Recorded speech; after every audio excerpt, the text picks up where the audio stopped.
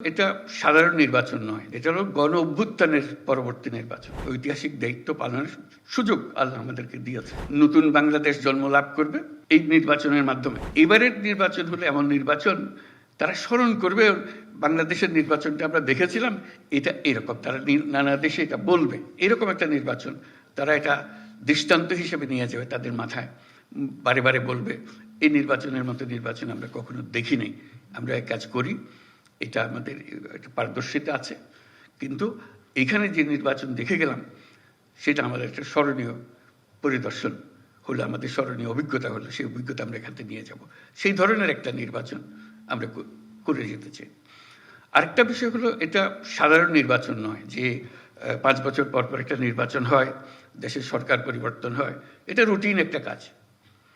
এবারের নির্বাচনে যেটা আন্ডারলাইন করা বারে বারে দরকার, এটা হলো গণ অভ্যুত্থানের পরবর্তী নির্বাচন। ভিশন ব্লেন্ডার সাইক্লোন প্রো সঠিক ওয়াটের শক্তিশালী মোটর ও শার্প কাটিং এজ প্লেটের কারণে মাংস কিংবা অন্যান্য মশলা নিমেষেই হয় মিহি passion. Vision Blender cyclone pro. গণ অভ্যুত্থানে যারা শরিক হয়েছিল, আমরা যারা এর সঙ্গে আছি, যুক্ত আছি, এটা তাদের আদর্শ, তাদের স্বপ্ন বাস্তবায়নের ক্ষেত্রে সেই বাস্তবায়নটা আমাদের এই নির্বাচনের মাধ্যমে আমরা করে যাব। যে এই নির্বাচন, তোমরা যে স্বপ্ন দেখার মাধ্যমে জীবন আত্মত্যাগ করেছ, সেই আত্মত্যাগের পেছনে যা যা তোমাদের মাথায় ছিল সেটাকে আমরা এখন স্থায়ী রূপদান করতে যাচ্ছি। কাজে এই দায়িত্ব, এই ঐতিহাসিক দায়িত্ব যে পেয়েছ, এটার জন্য আল্লাহর কাছে শুকরগুজারি করো যে আমাদেরকে এই দায়িত্ব পালন করার সুযোগ দিয়েছে।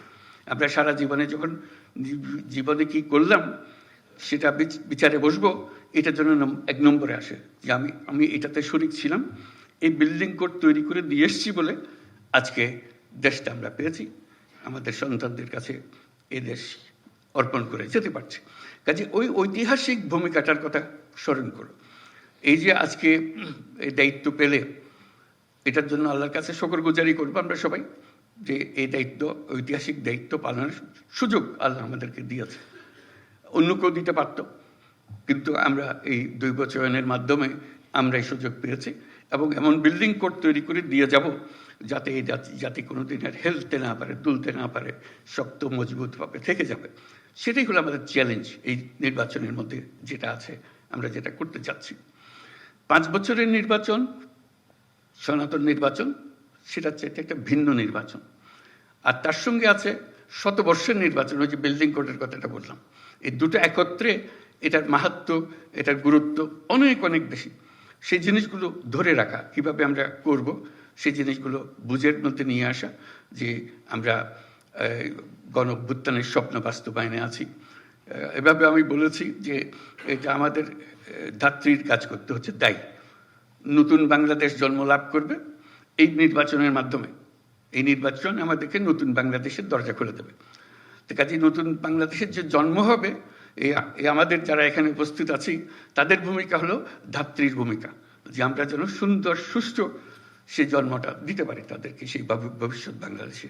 এই সময়টুকু, যেটুকু সময় নির্বাচনে, মাত্র ফেব্রুয়ারি মাসে নির্বাচন হবে, এটার গুরুত্ব এত বেশি, প্রতিদিন তোমাকে চিন্তা করতে হবে যে আজকে আমার কি দায়িত্ব, কি করবো আমি এটাকে সর্বাঙ্গ সুন্দর নির্বাচন করার জন্য, মজবুত নির্বাচন করার জন্য, সবাইকে বোঝানোর জন্য, সবাই যেন একমত হয়। এটা তাকে জোর করে করানোর বিষয়ে আমরা যাব না, আমরা বলছি সবাই একমত হয়ে, একত্র হয়ে আমরা করব, দলমত নির্বিশেষে সবাই একমত হবে যে আমরা একটা নতুন নির্বাচন, নতুন বাংলাদেশ গড়ার জন্য আমরা আজকে তার জন্ম দেওয়ার মুহূর্তে এসেছি, সেই জন্মটা লাভ করবে। আগে একটা স্বপ্ন দেখেছিল গণ অভ্যুত্থানের মাধ্যমে, আজকে বাস্তবের পথের মধ্যে আমরা তাকে উঠিয়ে দিচ্ছি। সেই নির্বাচনের মাধ্যমে আমরা যেন অগ্রসর হতে পারি, যেন দেখতে পারি কি আছে।